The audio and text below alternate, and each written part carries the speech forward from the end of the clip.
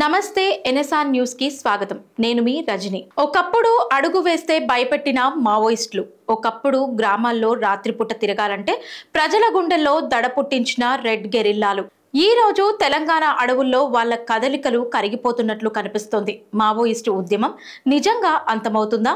తాజాగా లొంగిపోయిన ఒక ముఖ్య మావోయిస్ట్ ని ఆధారంగా చేసుకుని ఆర్గనైజేషన్ లోపల పరిస్థితులు, బలహీనతలు, నాయకత్వం లోటు వంటి ఆల్ సైడ్ డీటెయిల్స్ మీ ముందుకు తీసుకువచ్చాం.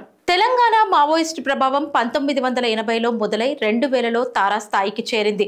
ఏటూ నగరం, బయ్యారం వంటి ప్రాంతాల్లో చీకటి పడితే ఎక్కడికి వెళ్లాలన్న భయం, పోలీసులకు కూడా అడుగు వేయలేని పరిస్థితి, రైల్వే బాంబింగ్లో నాయకుల హత్యలు, గ్రామ సమావేశాలు అన్నీ ఒకప్పుడు వారి చేతుల్లో ఉండేవి. కానీ ఇప్పుడు మాత్రం తాజాగా లొంగిపోయిన సభ్యుడి గురించి మరియు అదే పనిగా లొంగిపోతున్న మావోయిస్టుల కథనం గురించి ప్రజల్లో మరోసారి చర్చనీయాంశంగా మారింది. ఆడంబర జీవితాలు చూడకపోవడం, అడవుల్లో కష్టాలు, నిరంతరం ఆపరేషన్ల ఒత్తిడి ఇవన్నీ లొంగిపోవడానికి ఒక రకంగా కారణమై ఉంటాయా? తాజాగా అమిత్ షా చేసిన ఆపరేషన్ కగార్ కూడా లొంగిపోవడానికి కారణమై ఉంటుంది. అడవుల్లో మావోయిస్టుల పరిస్థితి పూర్తిగా మారిపోతోంది.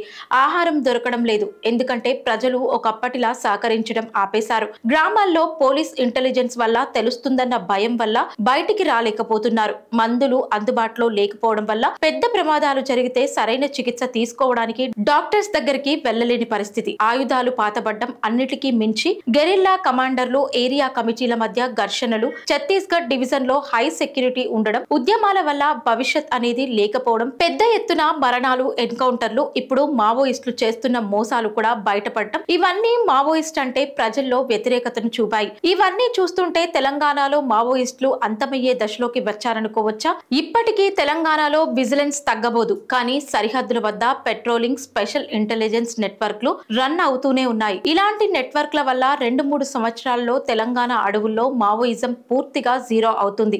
ఎందుకంటే ఒకప్పుడు మావోయిస్ట్ పేరు వింటేనే భయపడే జనం ఇప్పుడు ఆ మావోయిస్ట్ పక్కన ఉన్న పట్టించుకోని పరిస్థితికి వచ్చారు. నిజంగానే ఈ ఉద్యమం అంతమవుతుందా, లేక కొత్త రూపంలో మళ్ళీ పుట్టుకొస్తుందా చూడాలి. మరి మీరేమనుకుంటున్నారో మాకు కామెంట్ చేయండి. ఇలాంటి మరిన్ని వార్తల కోసం చూస్తూనే ఉండండి మా ఎన్ఎస్ఆర్ న్యూస్.